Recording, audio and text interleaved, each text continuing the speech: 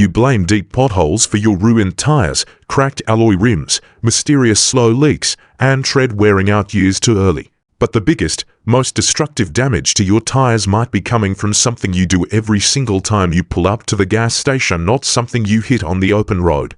A National Highway Traffic Safety Administration NHTSA survey revealed a terrifying statistic. More than 1 in 4 passenger cars on the road today has at least one tire underinflated by 8 psi or more.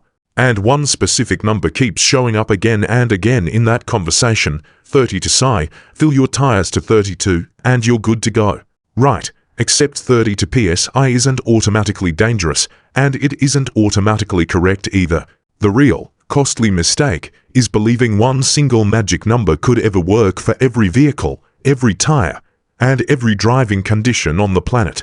Your vehicle was engineered around a specific weight distribution, a precise tire size, and an exact inflation pressure. Get that number wrong, and NHTSA warns you aren't just looking at a rougher ride, you are actively risking reduced safety, accelerated tread wear, and watching your hard-earned money leak straight out of your gas tank every single week. By the end of this video, you'll know exactly where that real number is hiding and the simple 30-second habit that fixes it for good. Where 30 to becomes gospel. So where did this legendary 30 to psi rule even come from? Maybe your dad told you. Maybe a quick lube mechanic inflated your tires to 30 to once and you never questioned it again. Repeat a number enough times and it starts sounding like an absolute law of physics. It isn't. Here is what most drivers completely miss.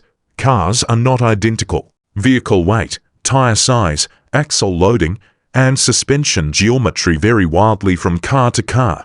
The pressure engineered for a light hatchback will be completely wrong for a heavy SUV. Setting 30 to psi across the board isn't a factory specification, it is a lazy shortcut. To find the actual truth, open your driver's side door and look directly at the door frame or B-pillar. You will spot a small yellow and white sticker known as the Tire and Loading Information Placard. This lists the exact cold tire pressure specified by your vehicle's engineers, not the internet's favorite myth, yours. Your owner's manual lists this exact spec too. Here is the twist that catches most people off guard. Front and rear tires often call for completely different pressures because your vehicle does not distribute weight evenly across both axles. That number is a cold pressure specification, meaning it is calibrated for a tire that has sat parked for at least 3 hours. Before we uncover the trap hiding on your tire sidewalls, if you want your vehicle to survive harsh road conditions and keep your engine and drivetrain running like new for over 500,000 miles, check out the link in the description right now. We have created the ultimate step-by-step master guide packed with secret preventative maintenance schedules, fluid protection shortcuts, and longevity hacks to keep your car on the road for 500,000 miles. Click the link down in the description and grab your copy today. The trap hiding on the sidewall here is the trap that trips up even cautious drivers. Look at the rubber tire itself and you'll spot another PSI number bigger, bolder, and stamped directly into the sidewall. Maybe it reads 40 psi, or maybe 51 psi. It looks official enough to be your target. It isn't. The Highway Safety Agency explicitly states that the correct pressure for your vehicle is the figure listed on your driver's door placard or owner's manual, never the number printed on the tire sidewall. That sidewall number represents the absolute maximum pressure the tire can safely handle at maximum load, not what your car needs to handle safely. Even if you switch to an aftermarket tire brand, you must still stick to your vehicle manufacturer's recommended door placard pressure for that specific factory tire size. Mixing up the vehicle's specification with the tire's maximum limit is where serious handling and where problems begin. What wrong pressure actually costs? Here is the hidden cost you can feel in your wallet. Underinflated tires flex excessively with every single wheel rotation. That extra flex builds destructive internal heat, increases rolling resistance, and chews through your tread edges. According to the Auto Safety Agency, keeping your tires properly inflated can save you up to 11 cents per gallon at the pump. Yet, only about 19% of drivers properly check and inflate their tires regularly. Overinflate your tires instead, and you hit the opposite nightmare. The tire stiffens, absorbs zero road impact, and wears out rapidly right down the center of the tread. NHTSA estimates that maintaining properly inflated tires adds roughly 4,700 miles to a tire's usable lifespan. That is real money sitting right in your rubber.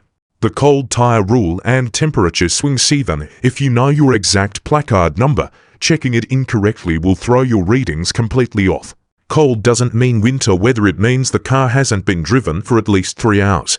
Driving even 5 minutes heats up the compressed air inside, artificially inflating your pressure reading. If you check a warm tire and bleed air out because the number looks high, you create a silent underinflation problem that damages your tires the moment they cool down. Furthermore, ambient weather shifts change internal pressure. For every 10-degree drop in outside temperature, your tire pressure drops roughly 1 psi. Don't chase the daily weather forecast, anchor your pressure directly to your door sticker cold first thing in the morning. The TPMS trap and the 30-second fix relying entirely on your dashboard tire pressure monitoring system TPMS Lite is another major trap. NHTSA guidelines state that the TPMS warning light only triggers once a tire is significantly underinflated, usually 25% below spec. TPMS is an emergency safety net, not a daily maintenance routine. Here is the simple 30-second fix. Open your driver's door and read the exact cold PSI numbers for your front and rear tires. Let the car sit overnight or for at least 3 hours. Use a reliable $10 pocket digital pressure gauge. Never trust gas station air pump gauges, which are notoriously inaccurate by 3 to 5 psi. Check all for tires and your spare once a month. Expect a natural pressure drop of about 1 psi per month even in a perfect tire. Inspecting your valve stems, setting the exact door placard pressure, and catching low tires before the dashboard light comes on is the cheapest insurance policy you can buy for your car. If this video saved you money and cleared up the 30 to psi myth, smash that like button, drop a comment with your vehicle's actual door placard number. Don't forget to grab your 500,000-mile car maintenance guide in the description link, and hit subscribe for more honest automotive secrets.